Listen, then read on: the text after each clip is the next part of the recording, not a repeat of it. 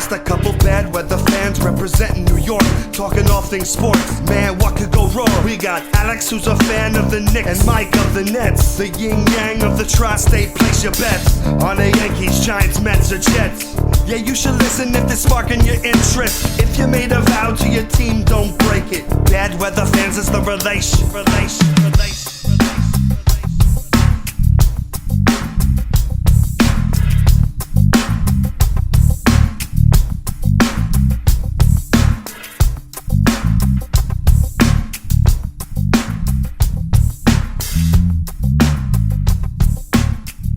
That's right. This is Bad Weather Fans, episode number 71 with Mike Biseglia and Alex Knesowitz. And it's the first time I don't feel emotionally charged because the Nets have not been in the playoffs. The Knicks haven't been for a while, but there's still a lot of basketball to get to. Thank you guys for coming on and subscribing to this podcast. 5-star rating, leave a comment. We always appreciate that. And if you want to get the video version, head on over to YouTube and just type in Bad Weather Fans. Give us a nice little like and subscribe on YouTube also. Always appreciate it from you guys, the fans. So the Phoenix Suns, Alex, take game one of the NBA Finals. We'll talk about that. Also, some fun topics to get into. No Nets and Knicks, but still, we were in our pre-production meeting, and you had a tweet that I think will be very fun for us to get into, and it will be something Nets and Knicks fans can get a little feisty about. So I'm really excited about that. So how the hell are you doing, Alex? I'm doing great, man. I'm doing great. Living the dream. Great. The dream. Yes, I'm doing great, man. I'm happy. I don't know. Just worked out. I'm feeling good. Like feeling relaxed. I'm all right, man. How about you? I'm doing well too. I actually have been working out. I've been doing this new Peloton video gimmick, and I feel good about myself. Thanks for asking. Nice. And there's nobody I'd rather spend my 9-year wedding anniversary with than you. Oh, happy anniversary. I didn't know that was today. I thought it was like later this week, or you're going out later this week. No, it's today. And we were supposed to have plans, but I canceled them so we could do a podcast together. Yeah. Okay. I'm serious. I said, Jess, I love you. And I really want to go out. I want to celebrate our marriage. But I have to. But I need to talk about this tweet Alex had that's really bothering me. And we have to do that. So great to be here. And it's good to be, it's good to spend this wonderful moment with you and your wife. She's not. Podcast. Well, no, she's long gone. I mean, she's asleep. She's still with us, but she left. She left me. I had to do back. Yeah. So Anyway, my wife left me because now I have to talk about DeAndre Ayton in your prop bet. So the Suns win game one. They take care of business. Chris Paul was great. Bucks made it interesting late. Nasty flagrant foul from Brook Lopez.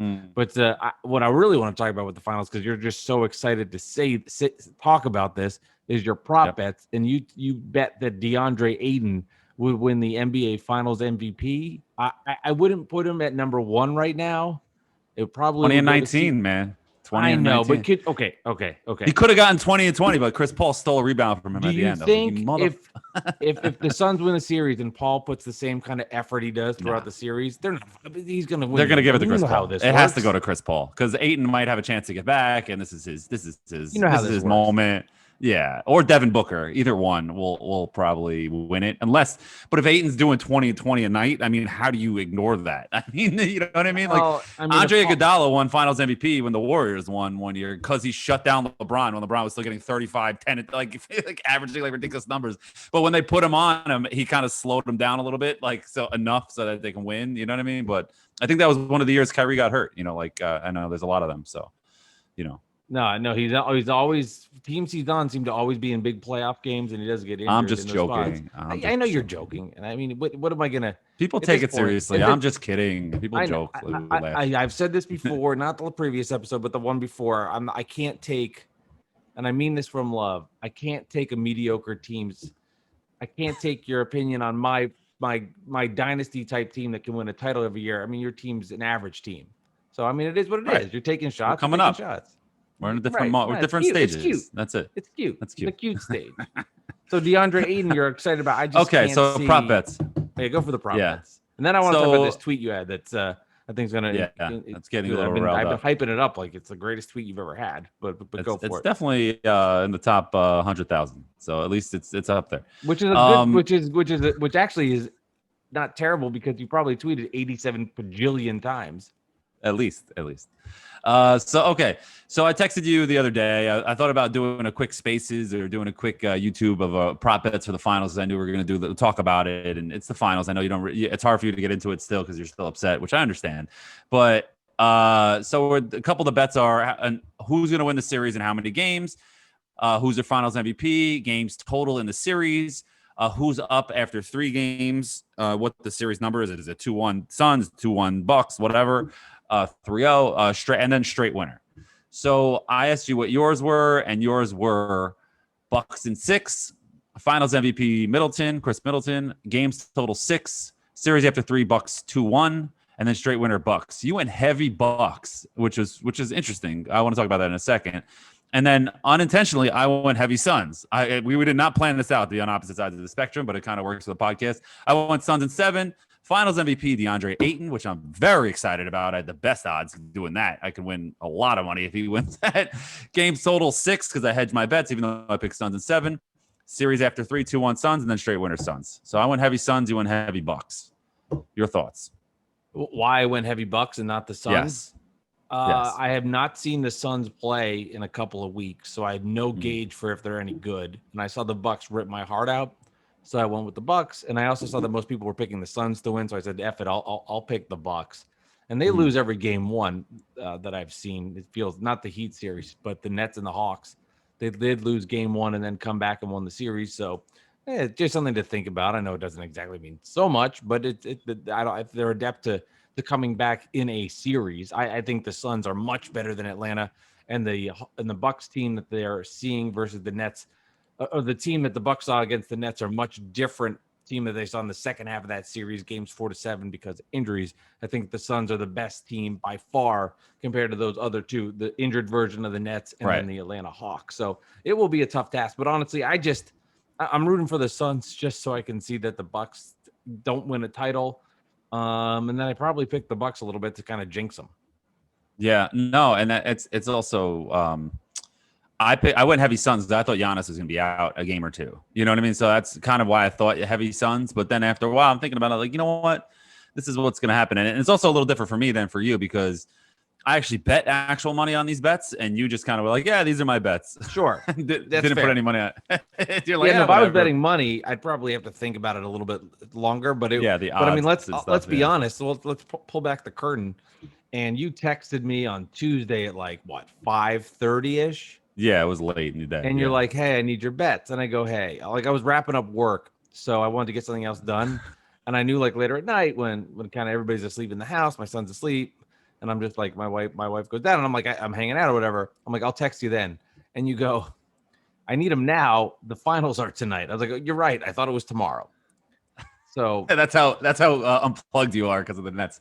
You know, you're totally like you're into it, but you're not into it. It's kind of not the same passion as like the finals as like usually like you are. I'm sure. No, I love the finals, and when the Nets were shit, it was I enjoyed watching the finals. Yeah. I mean, let's go in the past recent years. I mean, I loved watching LeBron battle against Durant or battling like that the Cavs Warriors finals the year before Durant went to the Warriors. And the Cavs won the series after being down 3-1. The Draymond Green incident that had him won a lot of money on that finals, by the way. Yeah, that's another great story, which maybe you've told. I can't keep up, but I love that. I mean, I was into those games, like passionate, cheering, fired up. I love watching the NBA finals. This year, it just feels so different. I can't explain it. It's not like the other years because I knew the Nets never had a chance to win a title. I understand. So when you go into this watching as a pure lover of the NBA, because I'm so into the Nets, it's just too painful to see another team out there that, in my opinion, if the Nets were healthy, I'm not going to say would win the championship, but would at least have a fighting effort to do it. It's just tough. I'm going to be honest. It's just tough.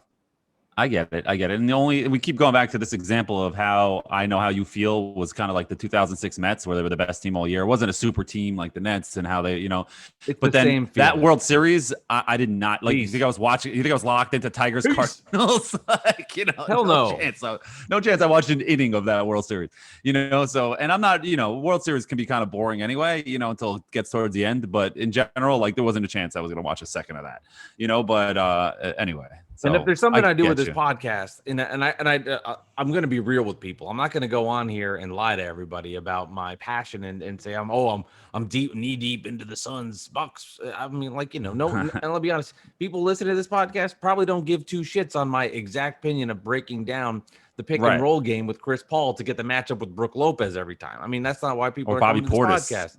Yeah. So I mean, every time we looked up, it seemed like Bobby Portis or Brook Lopez was guarding Chris Paul or Devin Booker. Like, I don't understand how that kept happening. Like, what is going on? Pick and roll. Get the guy. Of course, Chris Paul is crossing Bobby Portis. Like, what is he doing guarding Chris Paul? You know what I mean? It's just like, how does this keep happening? But anyway, well, I also like Mike Budenholzer, the worst coach in the in the NBA, so he can't figure out how to. I mean, of course, guys, like he's gonna win the championship and get fired. That's what's gonna happen. Like, they just crazy. Right. It's crazy, man. The Bucks, like, there was a point during that Nets series, the Bucks, where I was tweeting out, and I was telling you, I was texting whoever, talking to friends. Like, the Bucks look like ass. Like, they don't belong here. Like, you know what I mean? The game two. Yeah, I don't remember which game it was, but there was one game that Budenholzer like drew up some terrible plays out of timeouts. I'm just like, that's the play. You know what I mean? Like, it's like, I know sometimes they drop a play and the play breaks down but you can just tell it was the play. Like, you know what I'm saying? Like, it was like it wasn't like a guy came around a pick and it was just like, oh, it wasn't open, so they had to go to a different direction. It was like, kind of like that was the play. I can't, tell you what the play was. I'm not thinking about it anymore, but like, I remember thinking like, that was the play, so it's just, that's odd, but that's just it seems like what the Bucks are. Like you were saying, they lose the beginning of the series until it gets them a little bit they need a little bit more as the series goes on. The other team needs to get hurt a little bit for them to like gain momentum. Well, and they almost got that play with the Brook Lopez flagrant foul when he went down underneath Chris Paul, went on his luckily for him, and thank God he was okay. Because, I mean, if Chris Paul goes down, it's like the Bucks win the whole NBA Finals because everybody they play just gets hurt. I mean, whatever. That's a Bruce Bowen classic. That sticks the foot out Pachulia play. Yeah, Bruce Bowen did it to Steve Francis back in the day when the Knicks. I'm sure you remember that very well. I know you're talking about. I've seen it. I know what you mean. I mean, I'm epic moment in Zaza play in the playoffs with the Kawhi because I think Kawhi Leonard that got the change in the rules. A little higher stakes, right? than Knicks, whatever it was, Spurs probably. But anyway, so I don't know. So you want me to go into this tweet that you've been hyping up? Yeah, so get into this tweet, and I think this will spark a nice conversation. So read it out loud, and then we'll talk about it. Okay. And disclaimer, I swear this was not a shot at anybody or to prop up anybody. This just was a total thought out of nowhere. Yeah, and I don't know why, if you read it, why you would even intimate it would be a shot. Like, in my head, I'm like, well, why is this a shot? It's just your opinion. No, but people might think that way. Okay, let me say it. The Suns are, so I said, the Suns are the textbook way a fan base and fans of other teams want you to build your great team. Young core that grew up together, add a star that fits perfectly with the perfect coach, and boom. This is how it should be done, and it's why nobody hates the Suns right now. Your thoughts? Well, I'll start on the back end. I mean, I don't really care if people like or dislike the Suns. I don't know why that is even important if you're a Suns fan. Like, if I'm a Suns fan, do I care if Alex from New York likes the Suns or not? Who cares? I want to win a championship. So I'll address that part first. And then the other reference, I mean, I guess if you have homegrown players and you did everything and you built them up and you saw them through all the years and they won a championship, sure. I think that would be awesome. I also think, and I agree with you on that part. That's why, in a weird way, like when the Nets dealt for James Harden, there wasn't really a relationship that I had with him as a fan. Okay. Right. Now that we went through the playoff series where he got hurt, he battled through, I now have a better connection with James Harden. So when I go into next season with the Nets, and we don't know what their roster is going to completely look like, but when I go into next season with the Nets, I feel as if I have a really good connection with James Harden. And I do think that if the Nets win a championship next year, based on this pain I went through, and that I'm connecting with him and he feels more like a Net, I would say, yeah, I think that title, even though this would have been sweet, I think that would be even sweeter. Ultimately, though, I don't think it really matters how you construct your team if you get to a championship or what anybody else thinks.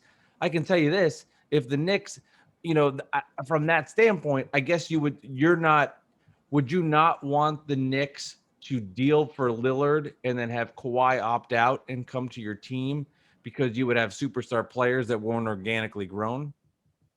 I would love that. I mean, that's a loaded question because of course I would love that, because if Kawhi is healthy, and this is now the second medical staff that he hates. So I mean, how whatever. So if Kawhi is healthy and he comes to the Knicks, and the Knicks trade the farm for Lillard, what is first of all, I don't know what the team looks like. You know what I mean? Second of all, sure, that'd be great, and we have a championship window, but how long is that window open for? 2 years, 3 years? And then what? And then what the hell are we? Then I'm assuming you give up everything for Lillard. I'm assuming I maybe Kawhi opts out, so you sign him, whatever. So then you probably have to make another move and give up your picks to help those guys, because now you have the window, and screw the picks. Like, you have to win a championship right now, like the Nets are doing. And it's just, then what are you? So if you don't win a championship, then what the hell do we just do? Then we just punt it on 10 years. You know what I'm saying? So that's why I almost would prefer to do something like what the Suns did and just keep building. You got the right coach, you think, right now so far. And you got these guys growing. Let's see how RJ takes a step. Let's see how Mitchell Robinson takes a step. I'm not saying they're going to be Devin Booker and DeAndre Ayton. DeAndre Ayton was the number 1 pick in the freaking draft, like you said it in your tweet this week. And it's just like, why are people surprised that he's so good? You know what I mean? So, but if you get RJ and you get Mitch, and then you have Randall that continues to grow, and that's your core, and then maybe quickly develops a little bit more, and then you add some guys, and then people sign with your cap space, and then you can see what you can be. Then it's like, holy crap, now we got this team. Now we have a 10-year window that we can have sustained success. Yes, you might not win a championship, which is obviously the goal. But I'm going to be on I'm on the doorstep of a finals. You would think, if this continues to grow in the right direction, you add the right stars, like you bring in a guy like, a Chris Paul-esque kind of player into your organization that's a free agent that costs you nothing but money. You know what I'm saying? And the Suns did it because they traded for Chris Paul, but they saw they were on the cusp last year. I know everybody points out they went 8-0 in the bubble, and then people are like, yeah, but they were nothing last year. They didn't make the playoffs, et cetera, et cetera. I'm like, excuse me, DeAndre Ayton was suspended, 25, 30 games last year for HGH, or whatever performance enhancing, drugs, whatever he did. That's a big chunk of the season, especially one that was cut short by the pandemic. So you're going to tell me that Chris Paul came in here and then all of a sudden the team became great? No, the team was good last year, and he took the team to the next level. Like, you know what I'm saying? So that's what I'm looking for. That's what I would prefer. But I'm not going to say no to the Dame Kawhi situation, because that's like incredible. That could be like a magical kind of situation. You know what I'm saying? So it's kind of yes to both. Well, so to answer my question, you would not take Lillard and Kawhi, and you would roll the dice with the Knicks you have. What I would do, it depends. It depends. It depends what's coming, what the deal was, how things play out. Well, I mean, the deal is, the deal. You get Lillard, you get Kawhi Leonard, and then you're going to sign veterans that want to try to win a championship. I can't keep. But who do you keep in the Dame trade? Who do you keep in the Dame trade? What's the trade? I'm giving you the parameters. You could. It's a hypothetical. If you can't answer the question, you answered the question. I can't answer the question. Then we know the answer. I can't answer the question because then we know. I don't know. Also, I'm looking at Kawhi. I'm looking at Kawhi in the Clippers. He's not staying healthy. People think he's a pain in the ass again. And, you look at the Raptors and you start to analyze that season. And, he doesn't get past the Sixers without a miracle shot at the buzzer. He gets to the finals. There's a bunch of injuries and he wins the finals. Sure, they won the finals. They get that championship. He also won in the Spurs and he won a finals MVP. He deserved that too. But I'm saying he was look where he was. And is he really? I'm just asking for your answer to the question. I can't answer the question. That's the point. I can't, because yes, I would prefer to build the team organically and have my guys and grow with them and then become stars. But I don't know if they're going to become superstars. I don't know if they're going to get me to that next level. I don't know if the next move. It's just, that's what makes this offseason so interesting. It's like, we don't know where we're going to go. And that's why I was so mad last year, because they could have made this team even better this year. I know I'm rambling, but I can't answer the question because I don't know what the deal is. Sure, we have Dame and Kawhi and we keep Julius Randle and RJ Barrett. Yeah, let's freaking go. Well, you're not but is that possible? You know what I'm saying? That's the whole point. Alex, I guess the answer is you're shipping away a lot of talent to get talent. If you're dealing Damian Lillard, you're probably not giving everything away, but you're giving a lot away, and you're building your roster around that. If that's not the route you want to go, because if you think the Knicks have a better chance and a better opportunity to win a title in the other direction, so be it. I mean, if that's the way you feel about it, I'm not. That's fine. I'm not. No, it's just like I don't know what their ceiling is right now. I don't know what their length of their window or what their ceiling is right now, and that's exciting to me. And I don't want to trade that for nothing. But I'm not looking to hoard cap space. You know what I'm saying? Spend the money. Just don't give up everything and spend the money. You know what I'm saying? Like that. Like it's just like it's just gonna be. That's why this offseason is so freaking interesting. You know what I mean? That's why it's like it's crazy. To get back to the original point of the question, first of all, if you're getting to a championship, it doesn't matter how you get there. Okay. Right. Doesn't matter. Any Met fan listening, if I assume you did not want to trade for Lindor and pay him all that money because, and I know he's not performed up to a standard, but from that mentality, you wouldn't want to do that. You rather have the shortstop they traded up. Because he traded nothing for him essentially. They traded Rosario and what's his face. But he was a homegrown shortstop. So what? But I know he wasn't going to be a star. Okay. And you got him. You got him because it was a salary dump deal. It was like a Westbrook deal, like I wanted last year. Well, you got I wouldn't say. I mean, he was their young shortstop that had moments and flashes the season before where he played well. I met Rosario. You knew he wasn't a star. But you're always going to go with the homegrown guys. So if you're not always, but if you're going to trade, if you're telling me you can trade RJ Barrett and Julius Randle and you're going to get LeBron in his prime, yeah, freaking do it. You know what I mean? But like, I'm not. What's the deal in the NBA that's comparable? Of course not. But that's not. But your tweet just said that's the ideal way to. That's the best way to do it. That's the way. That's the least headed way, and that's the best way to do it. That's the way fans can connect to your team the most. The best way to do it. You just said it before. You didn't connect with Harden until he was on the team and lost some games. Agree with now you. He's your guy. I agree with you. You know what I'm saying? I agree with you. I connected more from that experience, but I still would have taken the championship. I still would have signed up for that number one. Of course. I mean, the ideal way to me it's not so black and white. Just to win. Is the point. Yeah. Is to get there. Like, okay, here's the ideal way. Yeah. How about the Golden State Warriors? They didn't even have to sign a big time free agent. They just grew organically and they made a switch at the head coach, and then boom, it all popped together and they won a championship. They didn't even have to sign a Chris Paul. And this idea that it's so easy what the Suns did, it's not that simple. It's not that simple to get Devin Booker and grow him into the player that he is, to get the number one pick in Ayton, and then make the deal for Paul. And then I will be honest, they got a lot of help from the injuries in this season. That is a part of it. That is a huge part of it. This is an uncharacteristic season in the fact that there were injuries all Kawhi, over the place. LeBron. And it doesn't mean that it diminishes the title that they got. Clay. But the point I want to make is it doesn't mean that this is something that is sustainable every year. True. This is not easy. Yeah, this was awesome. But would you call it does remind me of the Nets in 01-02 in a lot of ways. They didn't win the championship and the Suns might not, but they had a young core. They made a swap to bring in Jason Kidd, and he brought it all together. It's very similar. And the Nets were trashed the season before.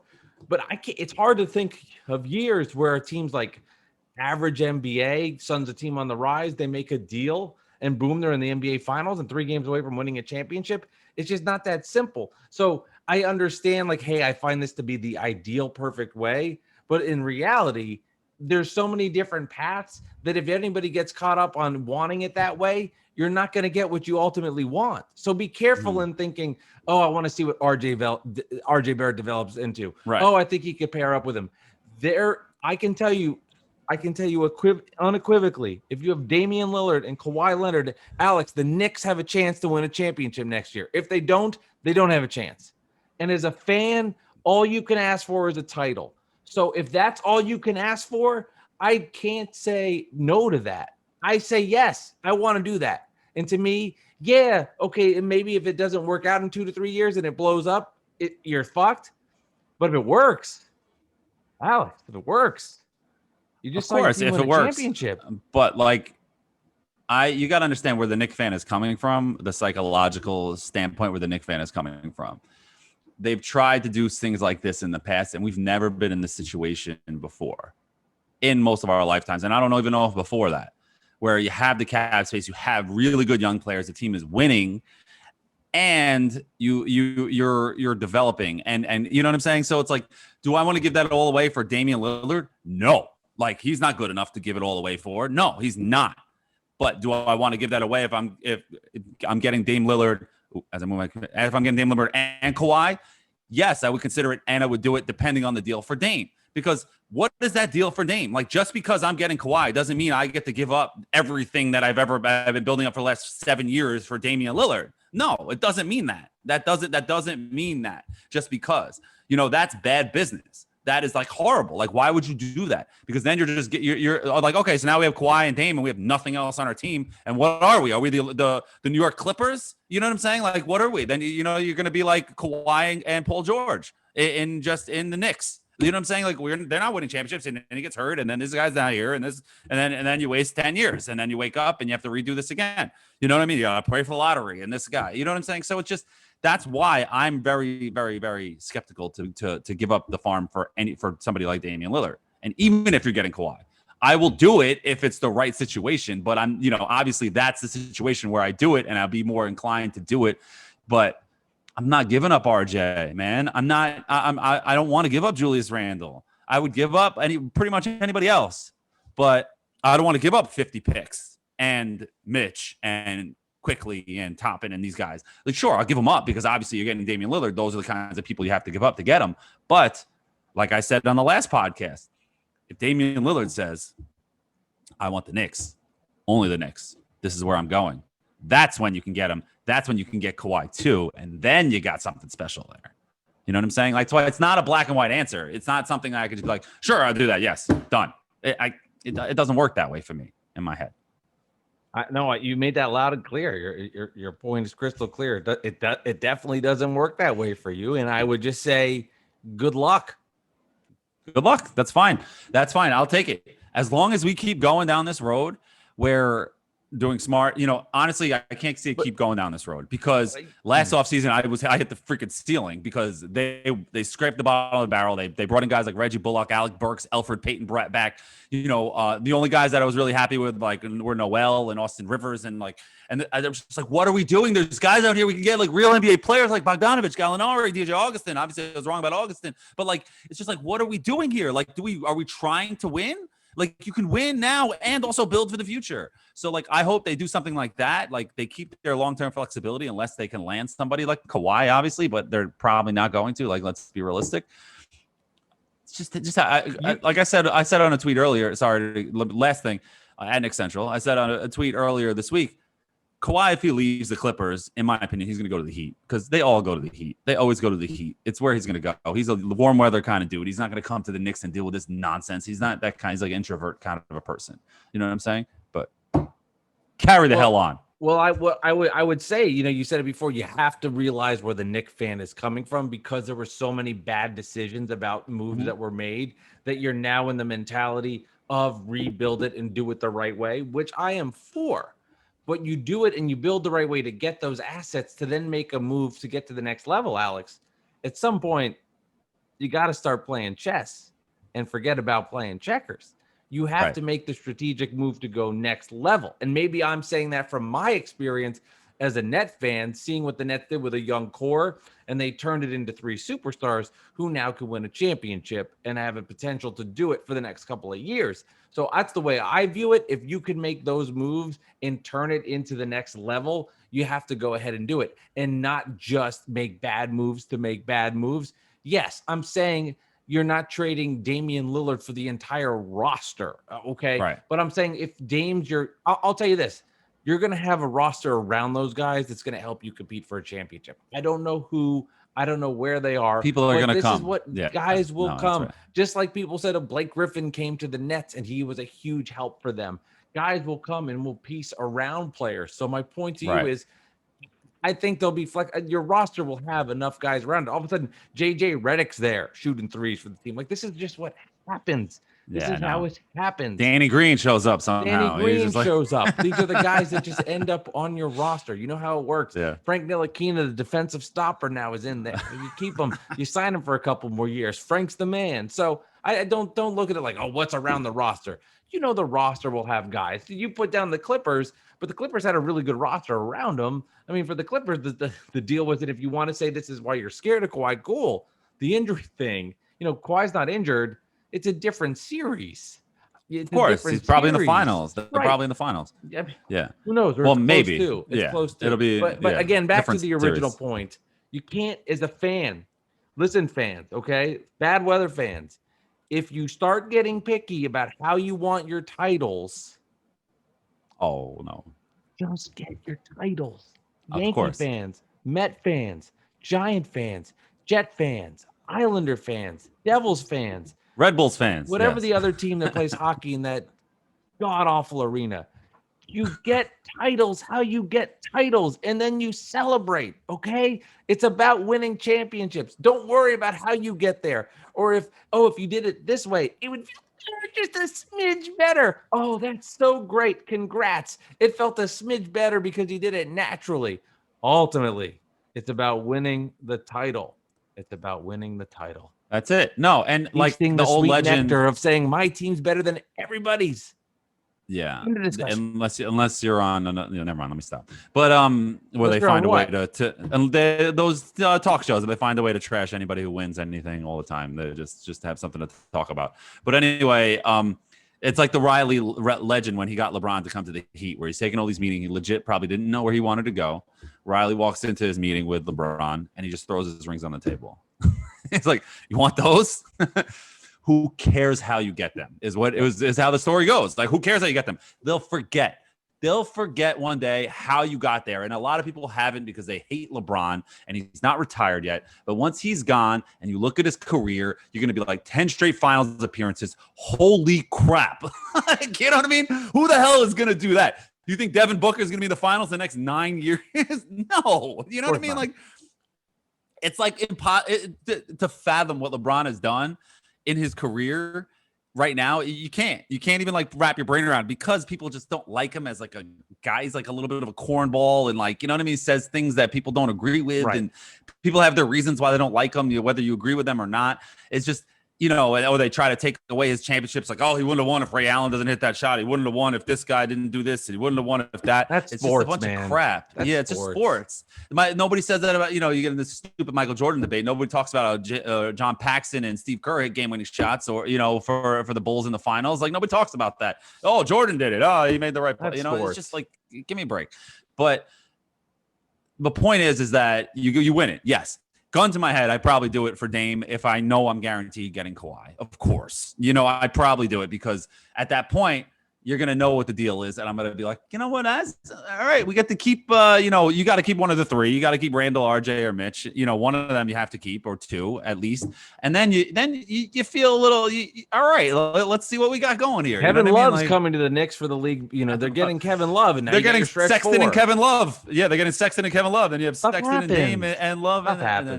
Yeah, it's just, it's exactly, because it's like I was against, them getting Durant, the Knicks getting Durant, because I'm like, what are we going to do? You know what I mean? And then when the Nets got him, I'm like, this is not going to work. And it wasn't working until they're like, holy crap, we got James Harden. And you're just like, how did this just happen? Like, how did this just happen? And I know you're going to say, like, yeah, you don't know if it wasn't going to work, but it's just my opinion that I don't think it was. And I don't think it was. It would have worked, like they would have been legit, but like I don't think they would have. Well, this is why I think it's funny, because you brought it up, because I would do the trade every time now, and I admit in the moment I disagreed, but of course I would. The Nets were making the playoffs, so they didn't trade for James Harden. Would you agree with that? Of course. So someone brought up, what would the Nets look like if they had Durant, Kyrie, and then you put Karras in there and Jared Allen in that roster going into the playoffs? Would that have been a team? You still would have had a chance. Jeff Green. You still have all these guys, right? I probably still get Blake Griffin. I mean, you would think, you could at least still get Blake Griffin. You have much better depth at center with Jared Allen. You have another guy. Like, the Nets couldn't score when Harden went out.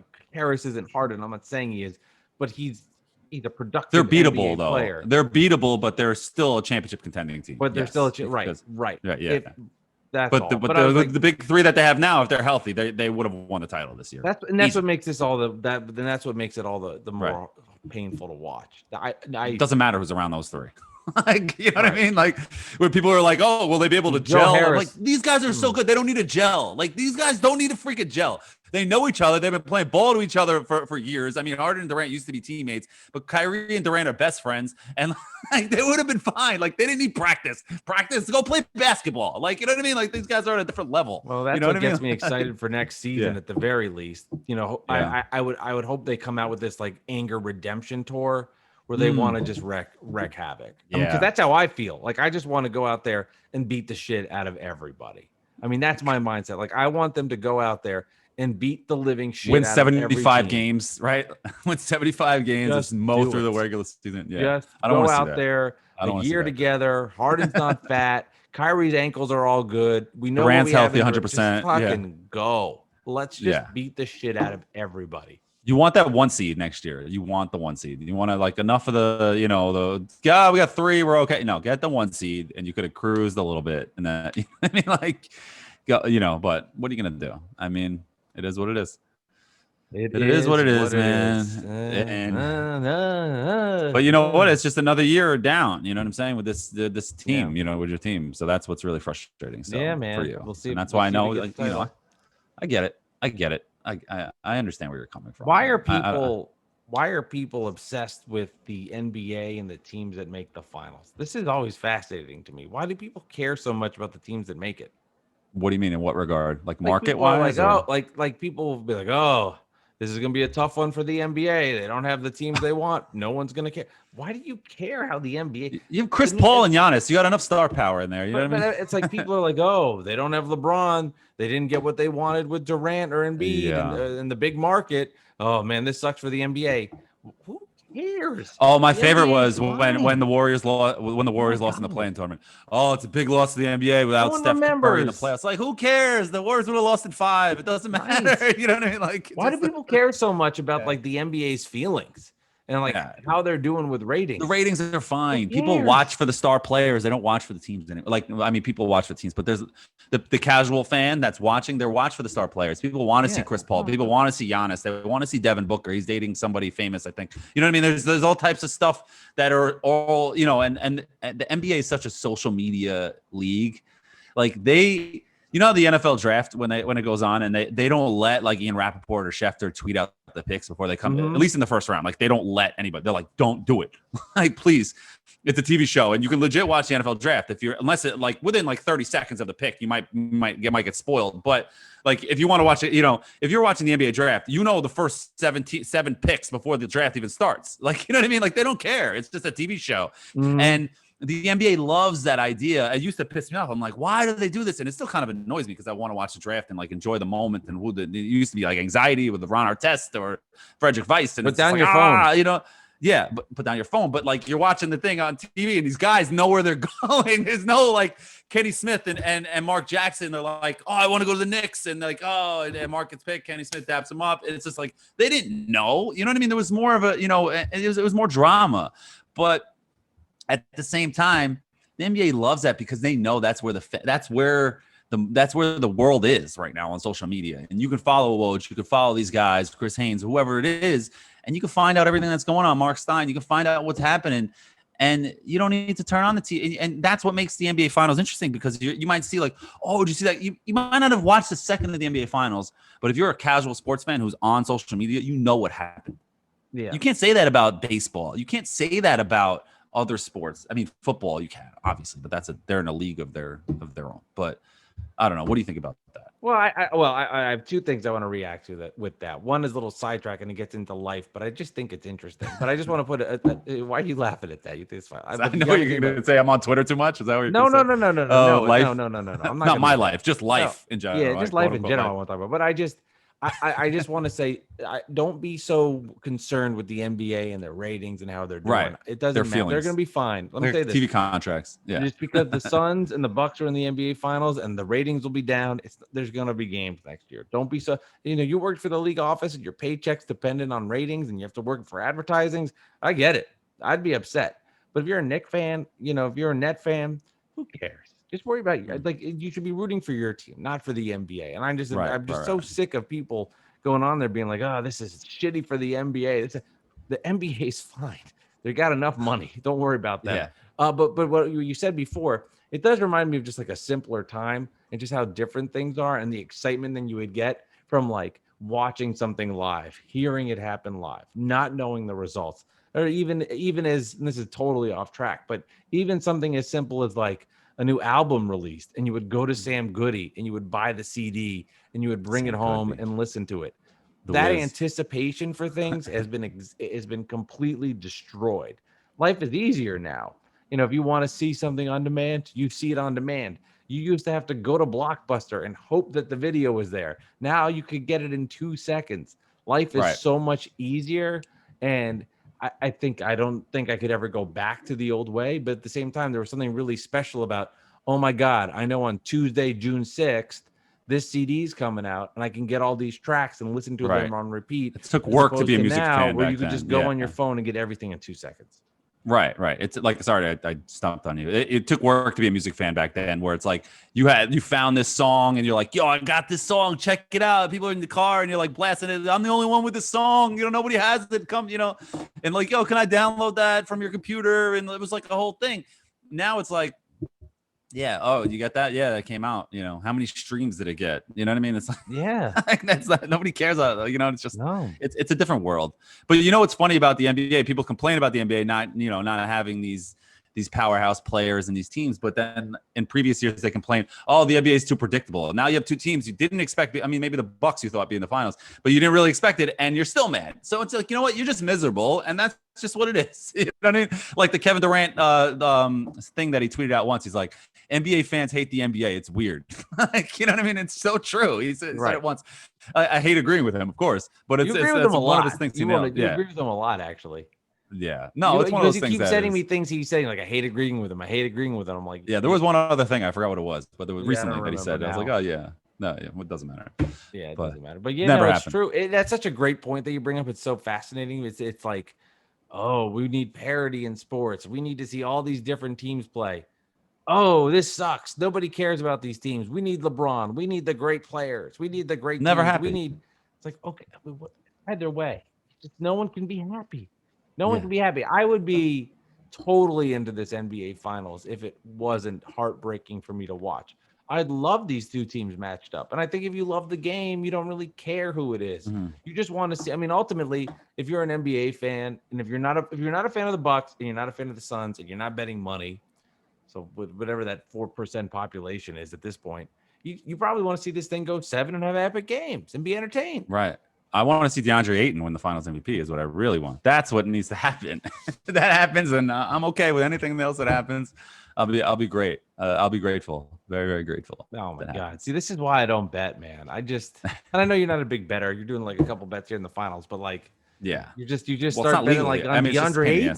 Yeah, because before you had to go on these sites and like these offshore accounts, and they take out huge chunks of your money, and then you might win big, but they take out like hundreds of dollars from you. Like I've won a few times that way, but it was so annoying, and I stopped doing it because I'm like, I have this money in the bank, and you keep betting it, and it's gone and whatever. But now it's like you just go take your phone and just like boop boop, and you're done if you're in the right state, and then you're good to go. That's it. Crazy. And, $56 that I have on DeAndre Ayton could win me $1,000, a little over $1,000 if he wins the Finals MVP.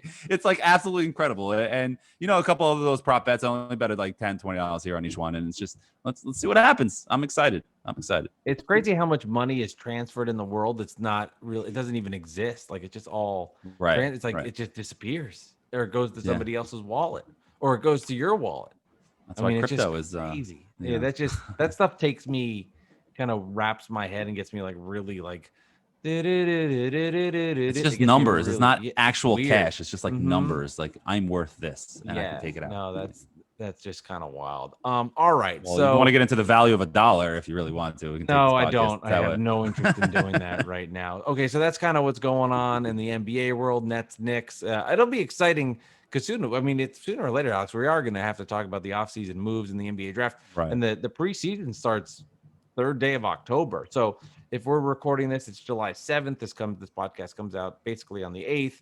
So if you think about that, it's like, okay, July, August, September, finals are back. I mean, NBA season's back. It's going to be a really quick turnaround because this one was extended. Off season and draft are going to be pretty fun. And, for both the Nets and the Knicks, something to look forward to. And I think that's why, for Net fans, they're kind of jaded because they're upset because they think they should be here and everything that happened. And then for Knicks fans, just kind of over it and ready to go into the off season. Yeah. I don't know. It's a big off season, man. Yeah, it's just time. It's just like, here we go. NBA finals, move along. Let's get some good games and see what happens.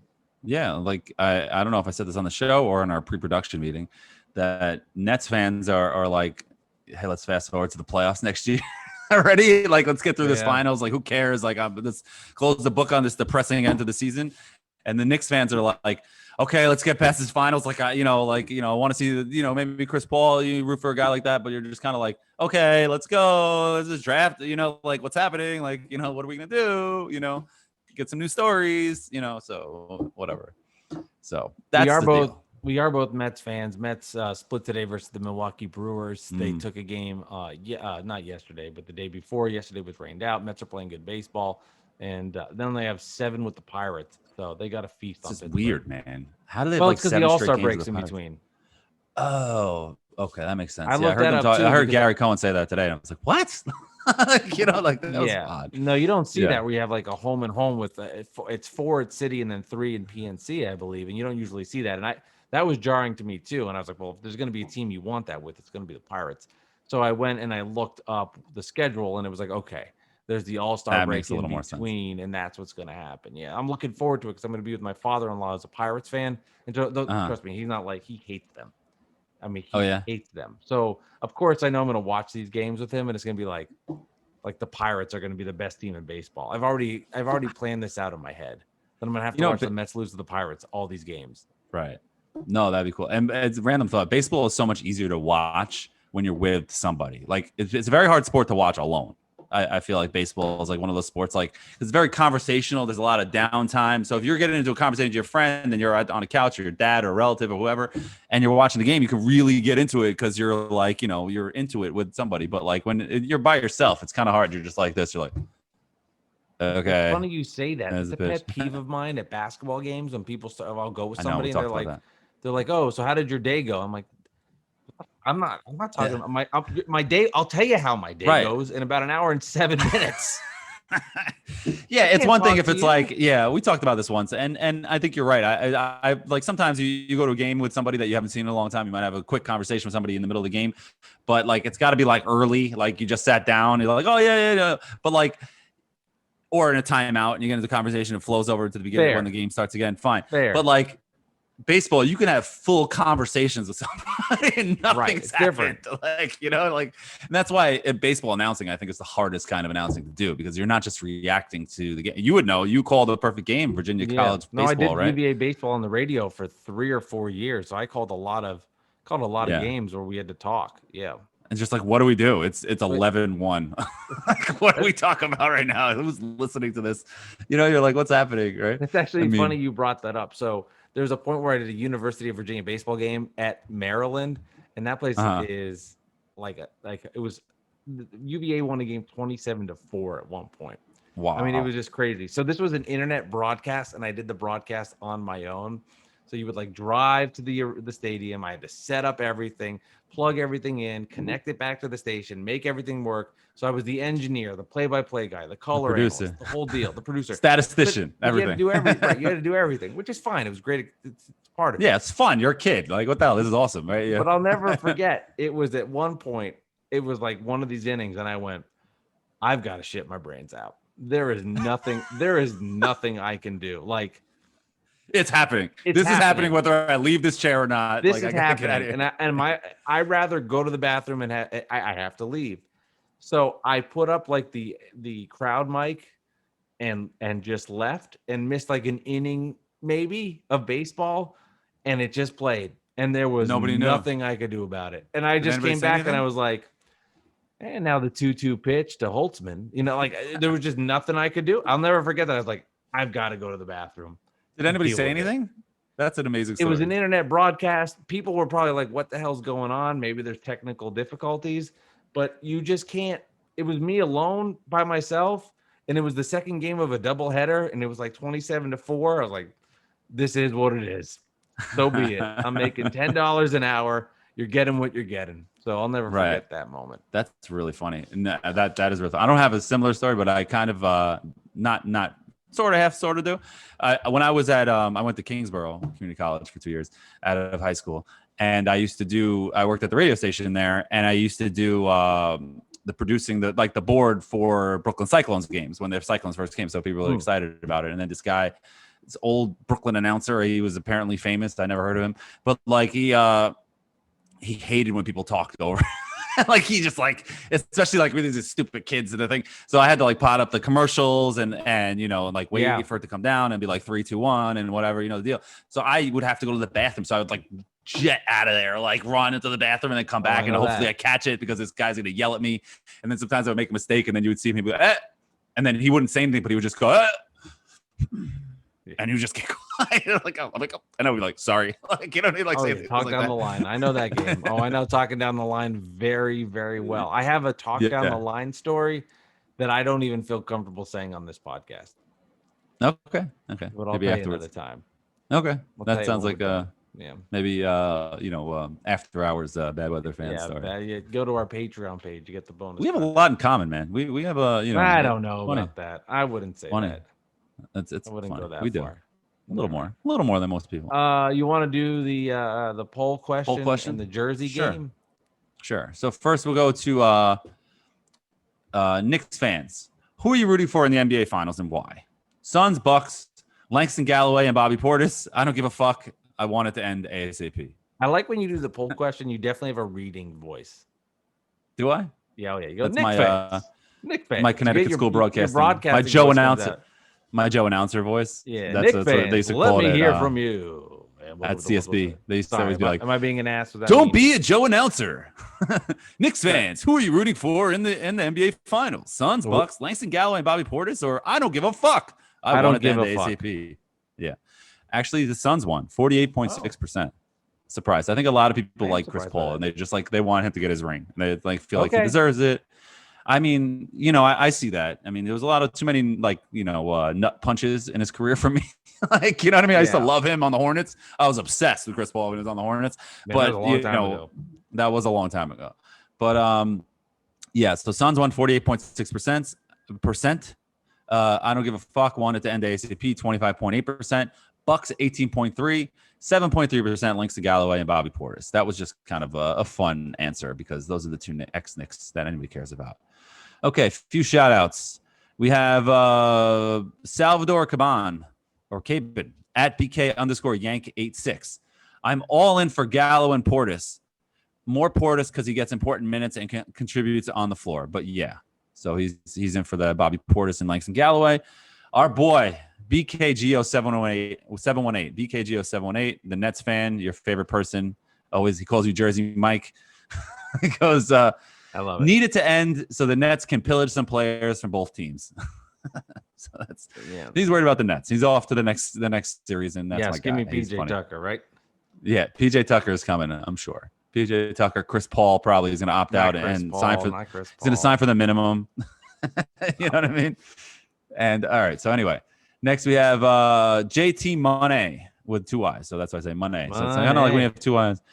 He's at JT Monet. So don't really have a rooted interest. We'd be happy if either one. Just don't want blowouts and quick series.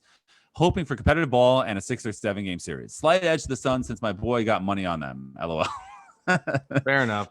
So the money is where it is, and that's why gambling is going to be legal in New York soon because it's kind of stupid for it not to be at this point.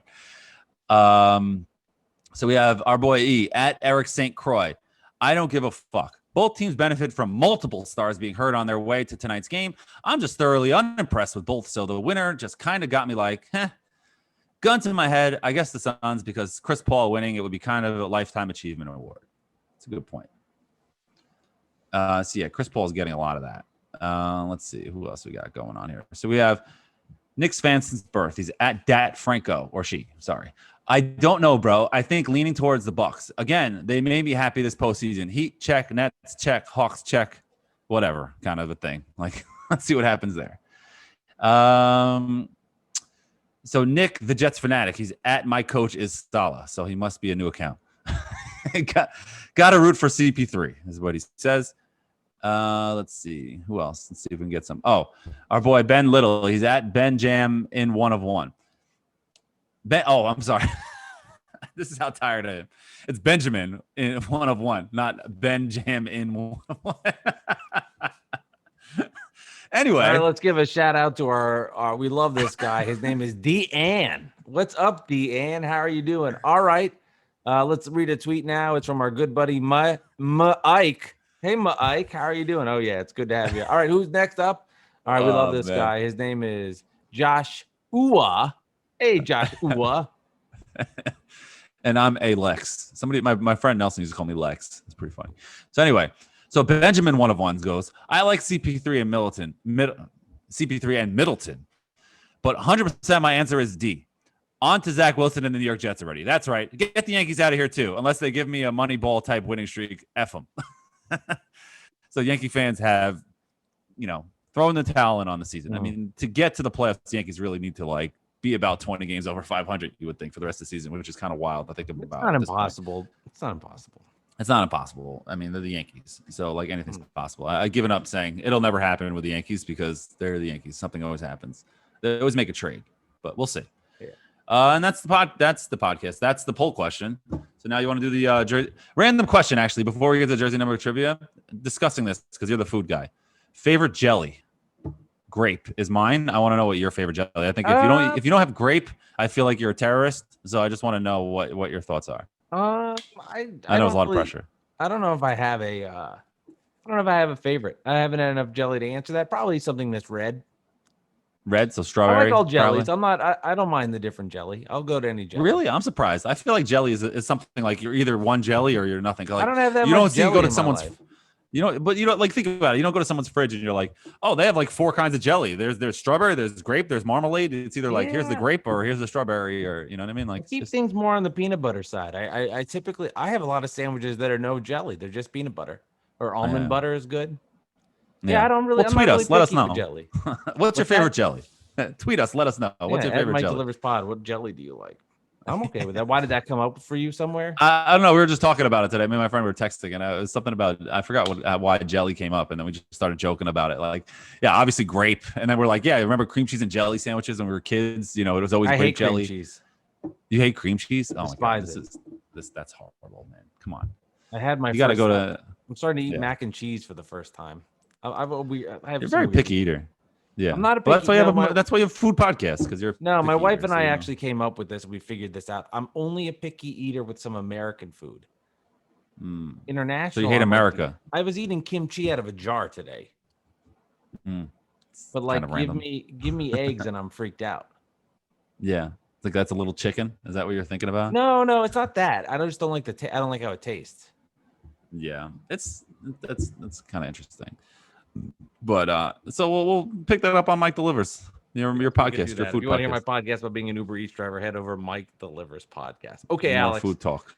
I've got a Nick for you. Are you ready? So jersey number trivia. We used to do it with every episode. You know the story. If you listen, every episode we used to pick a jersey number. But now we're on episode 71, and there are no 71, so we're picking random numbers. Okay, go. Knicks player number 2. 2004, only year with the Knicks. Chris Duhon. Just double checking. It's number 2, only year with the Knicks. Nate Robinson was number 2 for 1 year. 2004, only 1 year with the Knicks. Do you want a helper question? 2004, number 2, only year with the Knicks. Mo Taylor. No. Here's the clue for you. He also played. Well, I don't know. Maybe Mo Taylor's a number 2, but it's not the guy I'm looking for. No.